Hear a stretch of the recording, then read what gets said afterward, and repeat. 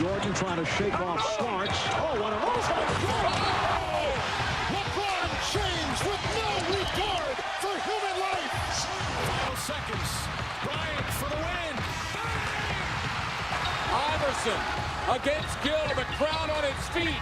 Allen for the win. Welcome to the Sneaker History Podcast. What's up, everybody? Welcome to another episode of the Sneaker History Podcast. You're joining the Three Musketeers on a very fun episode. Myself, Rohit, and Mike. How you two feeling? You know, sleepy, but good. What's your dwarf symptom, Rohit? I'll be dopey based on the audio issues that I had coming into this, and also just my general malaise and lack of an appearance on this podcast for about a couple of weeks now. So I'll go with dopey. Are you Doc or are you happy? Because I feel you're happy. I'm happy. I'll be happy. I was trying to think about what their names were, and happy was the only other one I could think of. So sometimes right here. Yeah. No, sometimes you have no other choice but then to be happy. He's got to choose happiness. Let's see. Sneezy, Doc, bashful. I don't think you've ever been bashful in your life. It's one of the things I admire about you. Yeah, grumpy. You guys don't know.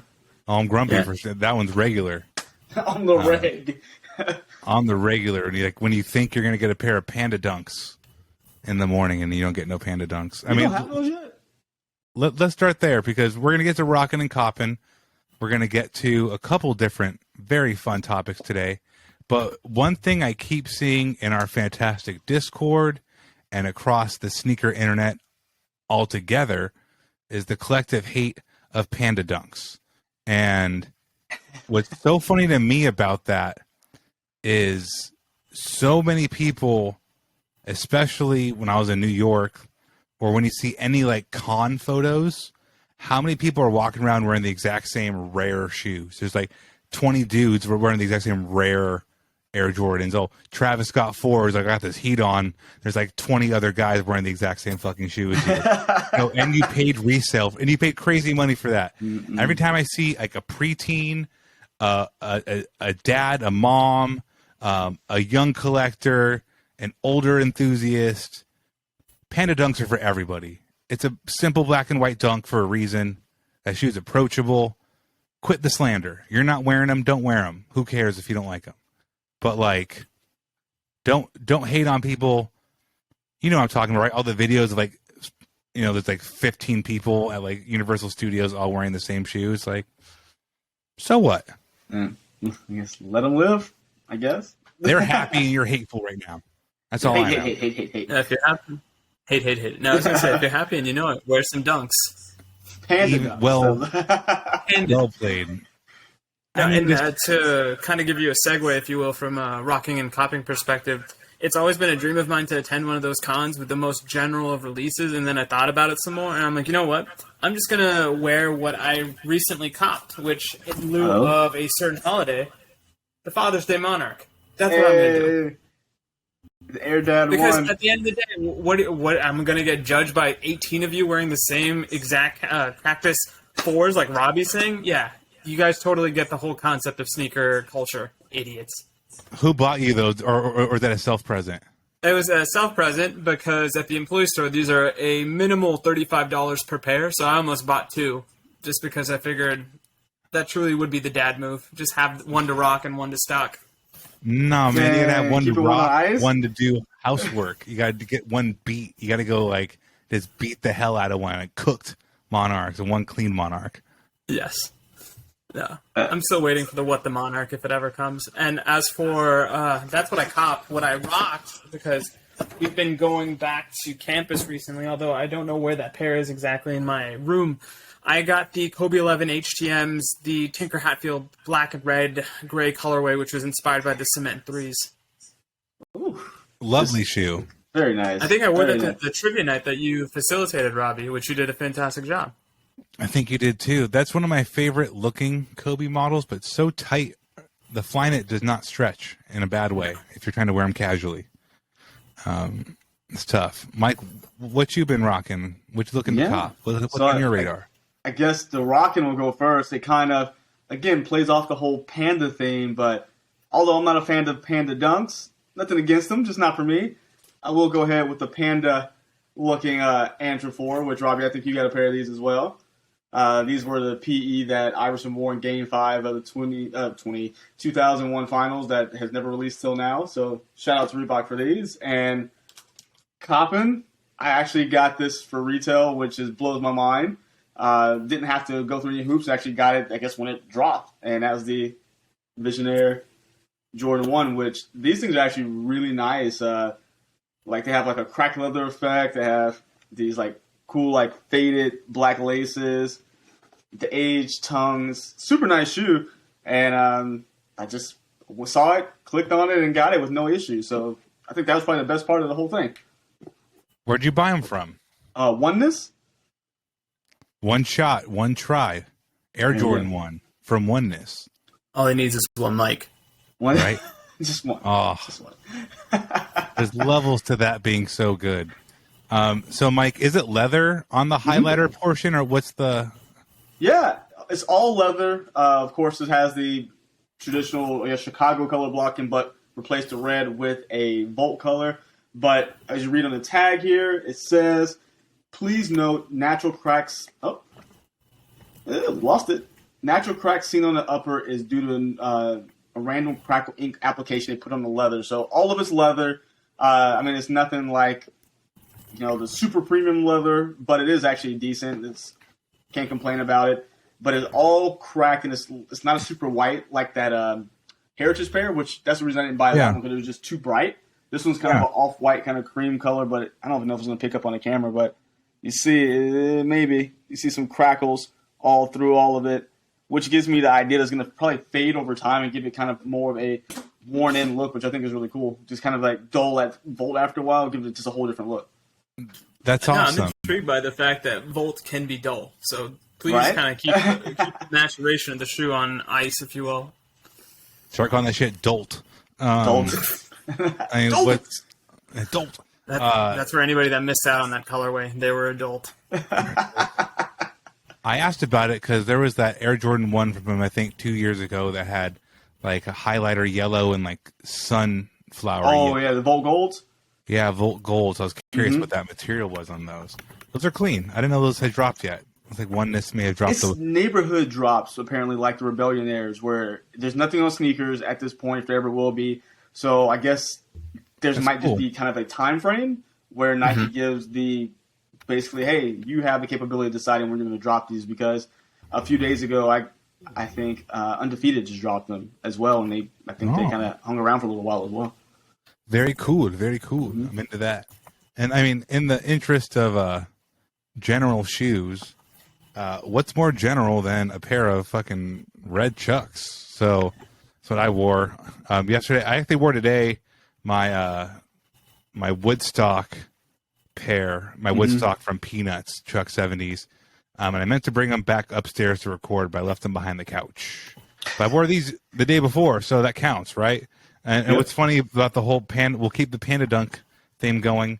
I never see people in this red Chuck 70s. So probably the cheapest option of all those shoes are these. And no one ever wears them. They're incredibly comfortable. They're never going out of style.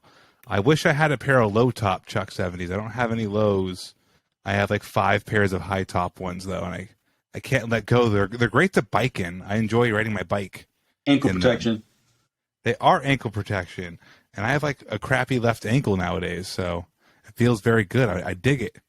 And actually, when it comes to Coppin, Mike mentioned already that answer 4 Game 5 of the NBA Finals edition. I got a pair of those too. Very, very cool shoe.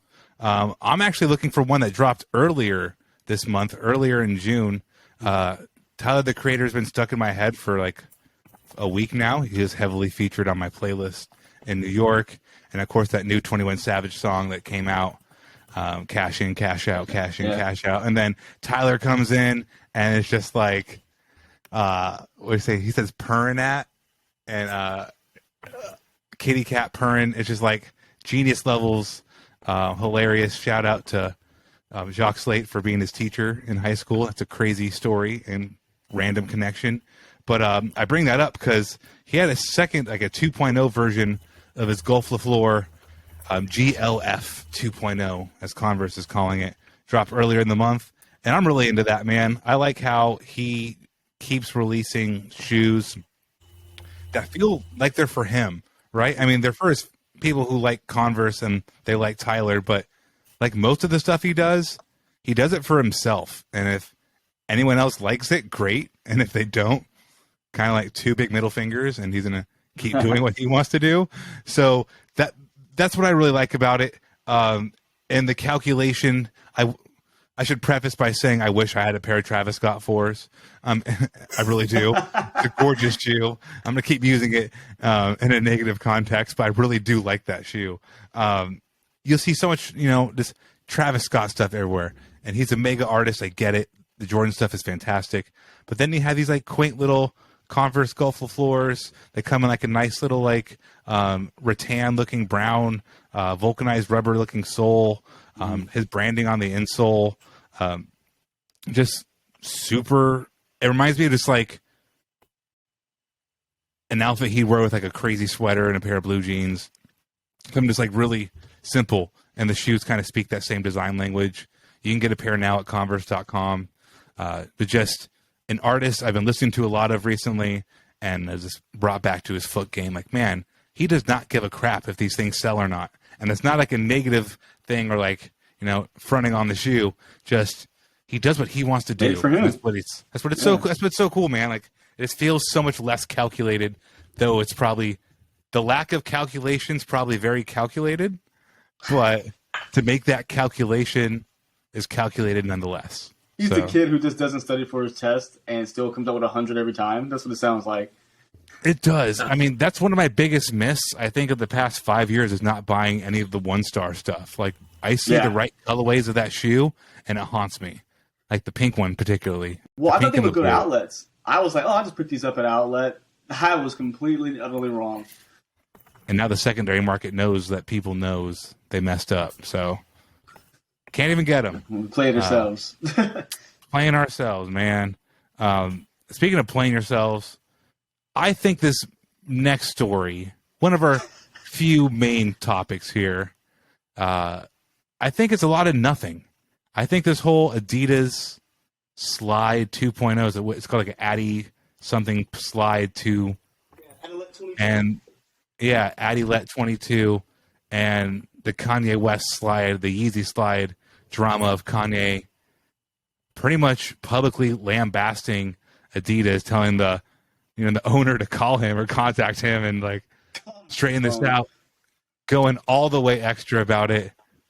I think it's much ado about nothing, because when you look at the two shoes side by side, I was talking with a friend in New York about this particularly, and there's maybe like 2 or 3% in our eyes. We were both talking about it, like a 3% likeness. That shoe is barely the baby of a Yeezy. It's like barely related. I don't see it. I don't see what it's about.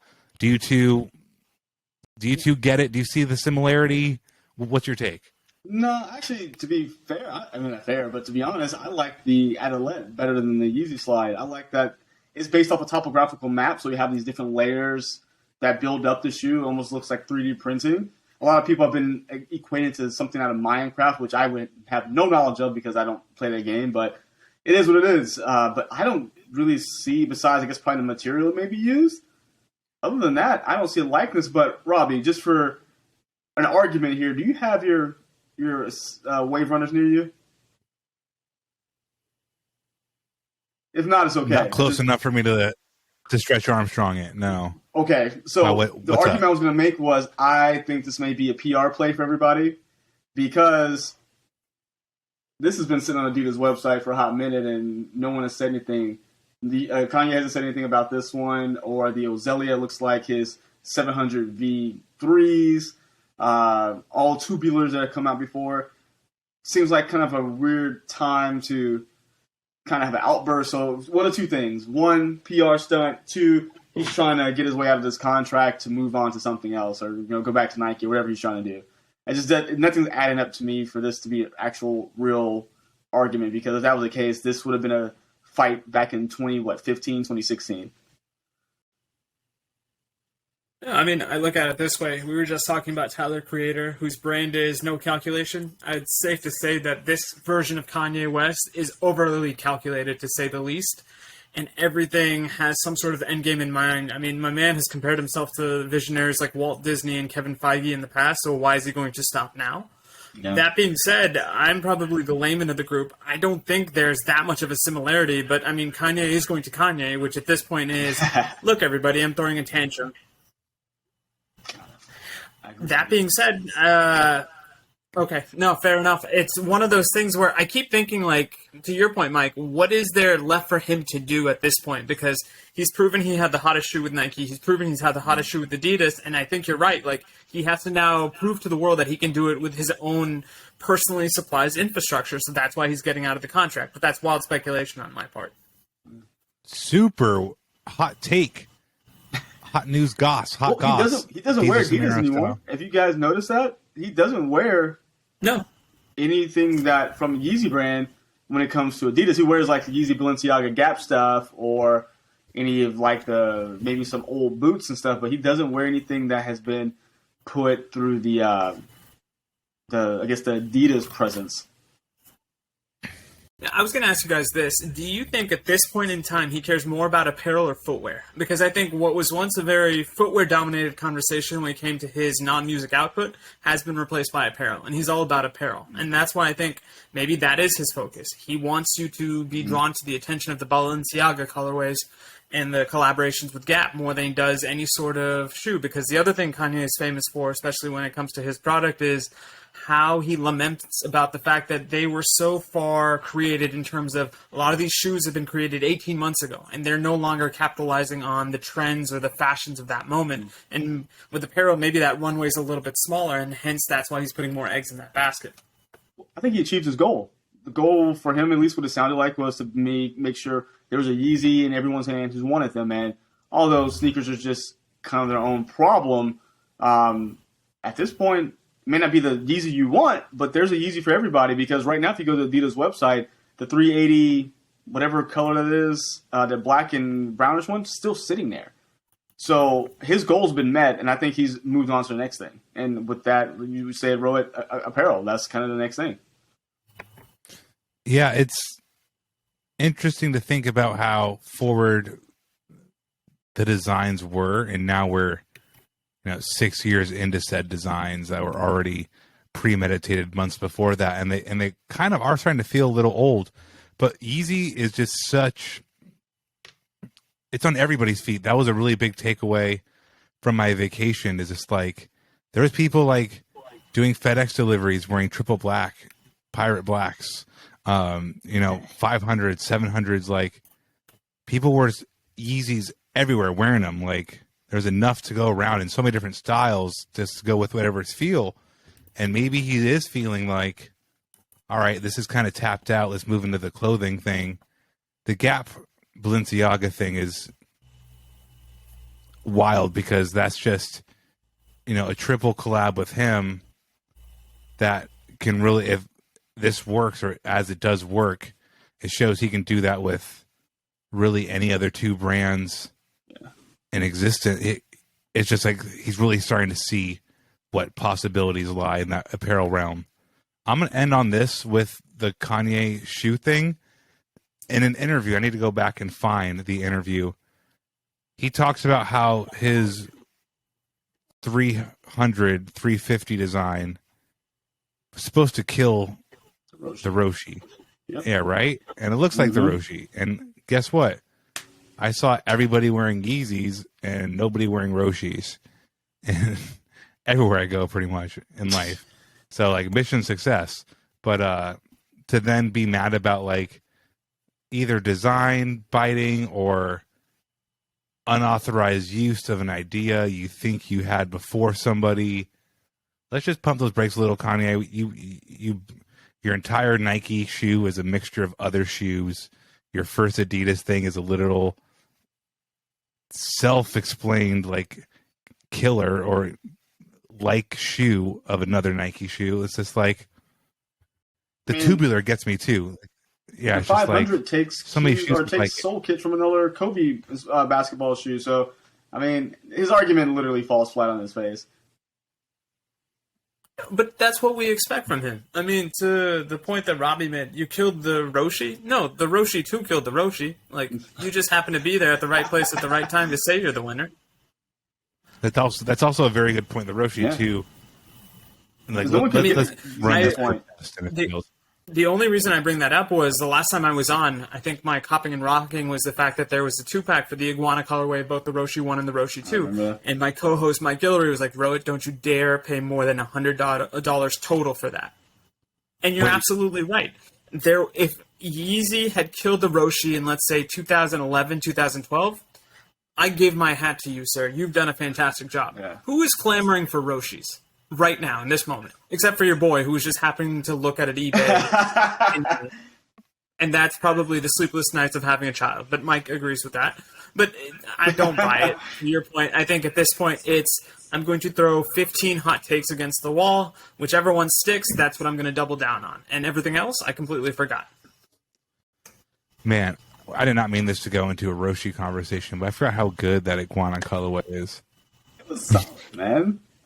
Actually, if they retro Roshis for $64.99, your boy would buy a couple pairs.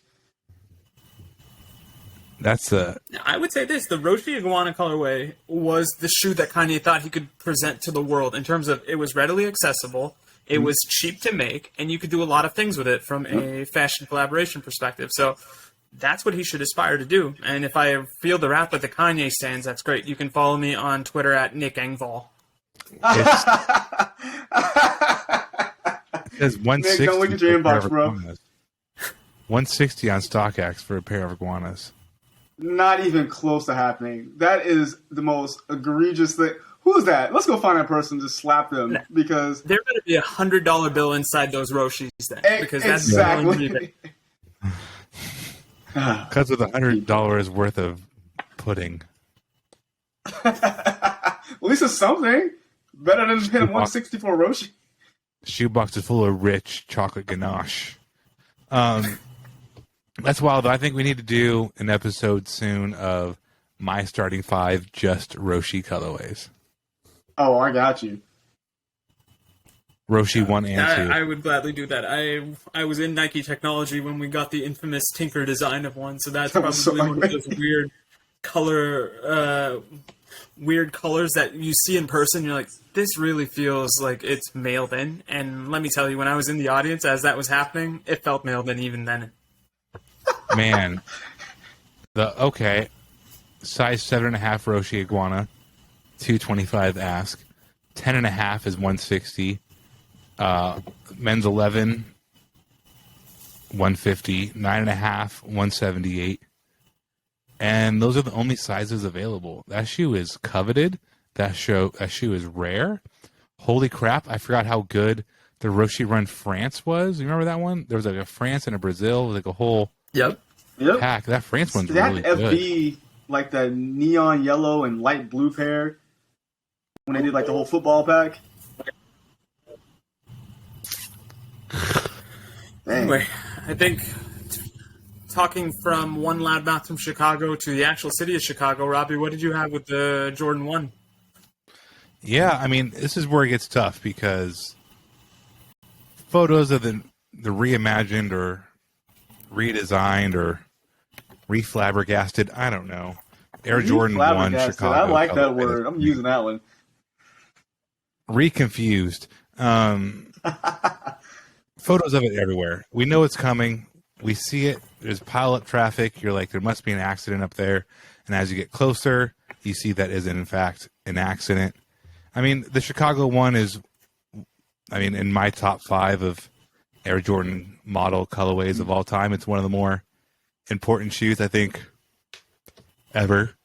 Obviously, the bread gets the lion's share of the excitement when it comes to OG Air Jordan 1s, but I think the Chicago one is infinitely better in terms of, like, it invented that color blocking, really. Like a 3-color color blocking. I mean, I get the Dunk. It's all based around the Dunk. 85 was a very big year for blocking of colors, of panels of Nike shoes. But is that original one, I think, just does one of the coolest jobs ever. I don't even know when it releases or when it's supposed to. October. Right, I think it's like fall time. October Yeah. 29th on sneakers per Nice Kicks. Right, Yeah. that's why I'm not even trying to be concerned with a release date in June. But No, not at this point. But I love mean, them. friends of the podcast. I'm buying them. Yeah, of course. But if you guys want to see pictures and get actual information, friend of the podcast, Mr. Unloved Ones, he is always really good about putting legitimate information out there, and he will because he knows things we don't know, of course, because he has contacts we don't have, but he will tell you yes or no to things like when pictures are out, and he's been pretty adamant that the ones that are out now that we've been seeing are actual product photos of the shoe at this point. And a lot of what people are getting confused, and I've even heard it on, I think I was listening to the Complex Sneaker podcast. They even got it wrong where a lot of people are calling it the Reimagine 85, but according to Kenneth, he's saying that no, this is a Reimagine pack. They're doing a whole Reimagine theme where it started with the patent breads, going to these these really used or vintage looking the Chicago's, and it's going to have a couple more from there. But a year or two down the line, or a couple years down the line, we're going to get an actual 85 high supposedly. So these are two different shoes, and people are getting them confused. But I mean, I like the Chicago. I mean, it reutilizes the Nigel Sylvester midsole in the sole kit. If you look at it, same sole kit, utilize that same crack pattern I showed on the Visionaires, and it's cool. I'm gonna try to get a pair, but I'm not holding my breath on it, you know. This is how I know I'm officially back on the podcast. Whoever wants my pass for this shoe on sneakers, you guys can have it. I'm just not necessarily a fan of that artificial age look, but It's a good shoe, and I'm really interested to see what else comes out of this pack that, like you had mentioned, Mr. Unloved Ones is kind of serving as a Woodward and Bernstein for. Mm-hmm.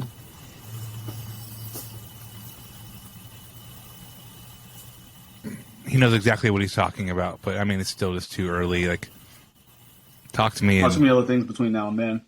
Talk to me in August, maybe. Too much. Too many shoes. I mean, speaking of too many shoes, here's a little bit of something new and something old. Still about Jordan Brand, though. Still involving a Jordan 1 also. So Zion just released official images with Jordan Brand of his second signature shoe, the Zion 2, featuring a nice big old strap to keep that big boy in that shoe. Very cool, voodoo-y, great colorway to release with it. But what really got my eye, and I'm sure a lot of other collectors' eyes, is this Air Jordan 1 Voodoo he has releasing alongside the Zion 2. I think the shoe looks crazy. I mean, obviously the logoing, the decal on the heel, super cool. But just, it's a legitimately fresh looking colorway. I have not seen a shoe with that combination. I mean, really in those materials either. I don't think ever on a Jordan 1. And that's what got me really excited. It's hard to find brand new looks that really get me like, damn, that's super cool. And these Jordan 1 lows got me thinking that way too. And the Zion 2 is great also. The second signature model, I think, looks better than the first. Probably can perform very well. But that Jordan 1 low is a banger. Yeah. No, I mean, and I'm reading the... Yeah, go ahead, Mike. No, go for it. I was just going to say, to your point, I got intrigued by the pictures you had posted, Robbie, and to say that it's got hemp, canvas, and suede materials, that's something I would expect from a Nike SB, not necessarily a Jordan. So yeah, I'm amped about this. I think it looks fantastic, and I'm all for a shoe that not only makes this man look stylish off the court, but if the Zion 2 can keep this guy on the court, I think it's a win-win for us as basketball fans as well. Yeah, and that's kind of what I was going to go with that, talking about being on the court, off the court. I mean, of course, Jordan 1s already have garnered their own attention, but I'm more excited about that because I feel like I'm never going to see this guy play basketball ever again just because it's been so long. So, I mean, I don't want to Greg Oldham. I mean, you know, man, between I hope those straps on the shoe keep him away from the gumbo in New Orleans. So, Sir, come on. If there's a thing to binge on in New Orleans, it's those beignets from Cafe Du Monde. But those two, they need to have a no Zion sign all up and down Bourbon Street. Like, sir, you cannot eat until you go through a whole season. You eat vegetables somewhere.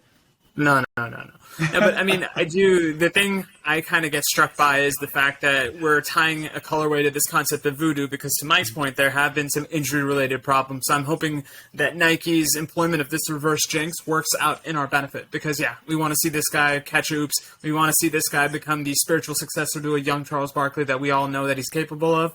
And he's not fat. He is thick. And if you think he is fat, you're thick as well, but in a different kind of way. Robbie, take us before I continue to ramble.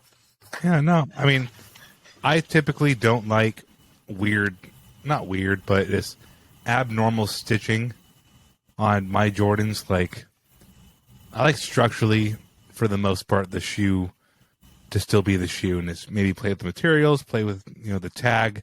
The tag on this Voodoo Low is flipped upside down, which is very cool. Very common nowadays, actually. But just like, normally the stitching does not talk to me. The stitching on the main swoosh looks good. On the front quarter panel looks good. There's a reverse swoosh on the toe box, a reverse mini swoosh. I think that's also very nice.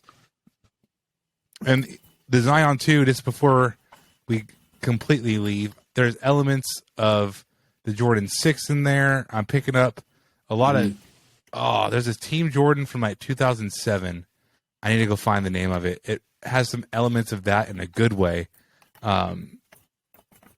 It looks like a really good shoe. More press photos will be coming out here, but it's, for my money, I think that Zion 2 is looking pretty good. Pretty good. Pretty good. I kind of wish that they would have held nice off on the Naruto colorway until the Zion 2s, because I feel like that was just kind of a flash in the pan, and like it came and went, and no one really talked about those. I mean, we did, but I don't know. But that's also playing into the love of one of our co-hosts' love of Naruto, and like Robbie killed that soliloquy to it. My sneaker guys, is it wrong of me to think that this also has a little bit of that Bo Jackson trainer feel to it, especially with the strap-on from the Zion 2? Yeah, I can see that. There's some of that in there. I can see that. Yeah, because in another regard, I could see Zion become Bo for this new generation in terms of the fact that this man's athleticism is the stuff of legends, and it's one of those things, as we tell future generations about it, I think people wouldn't necessarily believe us unless there's footage there. So once again, basketball gods, please keep this kid healthy, because we want to see him capitalize on his potential. I beg you. Please. Speaking of potential, let's go ahead and end on this last shoe. I think it has the most potential for a Supreme release and a couple shoes. The Dunks didn't speak to me. A lot of these recent Supreme shoes have not spoken to me. But this new crop of Nike Shocks, I believe in 4 different colorways, got me feeling some kind of way. They have the Shock Ride 2. Ride 2 is the model. And pretty simple, white, green, black, or red. But where I think it's really cool, and I can't be the only person here, they chose to put the Supreme branding on the actual Shocks itself, which is incredibly fucking cool. And why I think that's extra cool is, can you imagine, like, this the factory at Nike, I mean, in Taiwan or wherever it is just printing Supreme on the little Shocks? Such a funny, like, mental image to me. I don't know why, but it's like that step of the process. I find if very you can't beat him, join him, is how I look at it. The only issue I have, and maybe this is me being a bit of a traditionalist, I wish the Supreme Shock pillars were red on all the colorways, because there's just something about the iconic red and white. I can see that. I hate Nike Shocks with a passion, so this means absolutely nothing to me in any way or form. They need to have a ride to the trash can. That's what they need to do. I mean, if either one of you, I mean, Supreme is just so hard. I don't care how bots are so good at hitting on Supreme. Like, I have all the alerts on Earth, and I still never get there in time. These are fire. So, Mike, if you don't like, did you go while you were there? I mean, I walked past it. I didn't eat, so I shop enough. I have what you call a problem. So when I'm on vacation, I typically don't buy really anything for myself. Like I came with a suitcase and a half full of fucking fresh clothing I just bought. I don't need to buy any more when I'm there. But Mike, so if you don't like shocks, which one of these 4, if you had to wear one, is your favorite colorway? Isn't there was there like an olive green color? There's Or an like olive green with a Volt swoosh. That'd be it. I'm a sucker again for the olive green. You mix the Volt swoosh in it. That reminds me of some old Air Max 2011, one of those colorways they had back in the day. What about you, Rohit? Which ones do you like of the 4? Now, if Mike took the olive one off the board, as much as I like the all red, I'll go with the traditional white and red. I think it gives me Supreme 98 or Air Max 98 Supreme vibes, so I'll go with that because I have a pair of those shoes. So if I were able to hit on one of these, I'd want to complete the set in a sense. Nice. Man, you two chose my favorite, then my second favorite. The red would have to be my third. If I had the third pick and it's red or black, going with that red. I really want these now. Fuck. I wish I didn't even really care that much. I mean, I was looking at them for so long. Like, those are really Listeners, clean. please help Robbie achieve this goal. He doesn't ask for much. Yeah, I mean, I got what you call a problem, so I really don't need these, but Look, they if look you get good. him in his size, I'm sure he'll have something to trade you as well. And this man has what they call just a heat locker in his nice California closet that he has plenty of things collecting dust that are still DS he would gladly trade you for. I call it the hurt locker. He's like a savage. There's a lot of grenades in there too. A lot of not that cool. See, now all I can think of is Danielle in the Hurt Locker suit just carefully walking to the closet, and you're like, Danielle, give me some Jordan 1s. And she's slowly but surely opening the door. No, not this one. Waddling in, taking it out. He's like one of those little grab hand things that you have when you're Yes. a kid. She's trying to grab the one. So, I mean, here's just like here's a parting thought for our listeners. And I want our listeners and maybe both of you to think about this too. It's like, all right, I want these Supreme shocks. That's nothing new.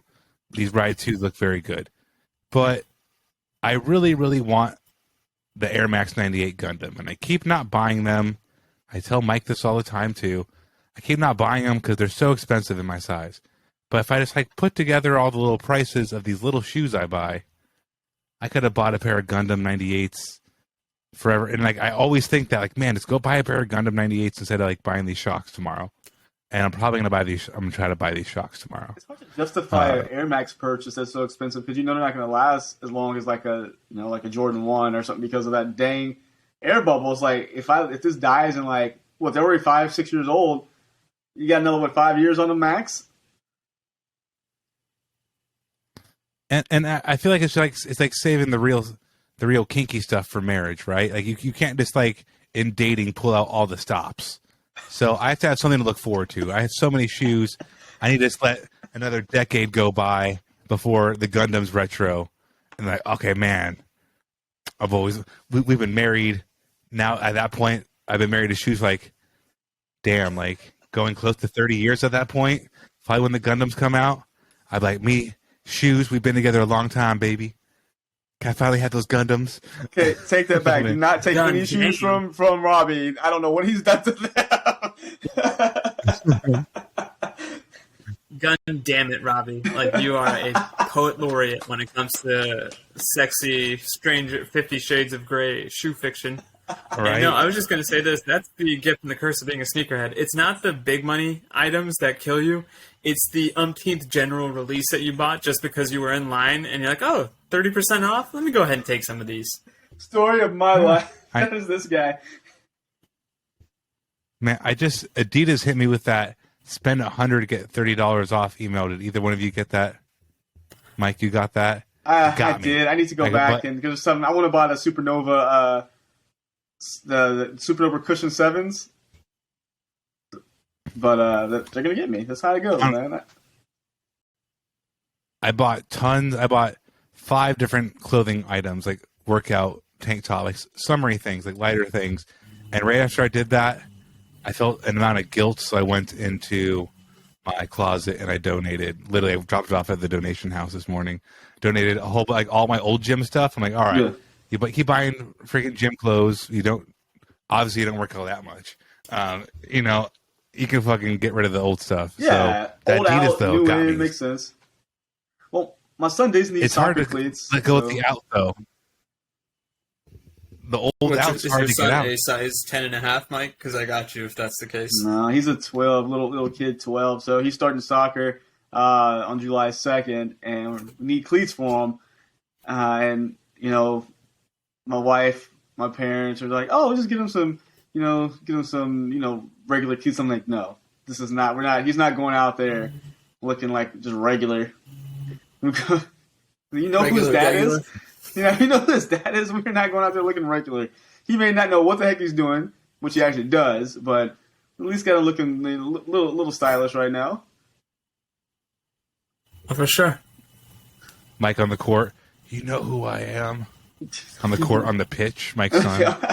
You know who I am. Know me? No, I just see Mike fine. wearing a basketball top like this, regardless what the weather is out there, and he has his own whistle that he blows at inopportune times. Shh, don't ruin my plans. Don't tell him the plan. You blow it. You're like, I make my own calls. Yeah. I'm gonna cut my own card pack, so just start yellow carding kids randomly. Just why not? It'd be even better if you made your own cards, like a purple card. Yeah. But That kid's I'm giving swag. you the salmon card because your play was a little fishy. No, because your foot game's a little fishy. Your boots, thank it's you. called boots in soccer, right? Your boots are fishy. Boots. Throw the salmon Your card. boots. Get on your boots. Throw the trash card at him. Boo! Get those out of here. Basura. That's All right, those this combo's kids. this combo's getting weird. We got to call it a day. Thank you, always gets everybody, weird. for tuning in to another fantastic episode of the podcast. Make sure you like and subscribe to this if you're watching on YouTube. If you're listening on your favorite streaming service, make sure you leave a review, whatever you can, to support. It really helps. I'm Robbie. You can find me at Sneaker History. Mike, where can they find you? Sneaker History. You can find me on YouTube at Mike Guillory and on Instagram, Twitter at MadWatcher789. Rohit, where you at, buddy? I'm on Twitter at Roheezy, on Instagram at RohitM13, on the Exhaust Notes podcast with Nick Engvall, who we miss you, Nick. Please stay cold in a house that has a broken AC. There's nothing worse than this summer. So you are in our thoughts and prayers. Sure. All right. Peace, everybody. Thanks. See you, everybody.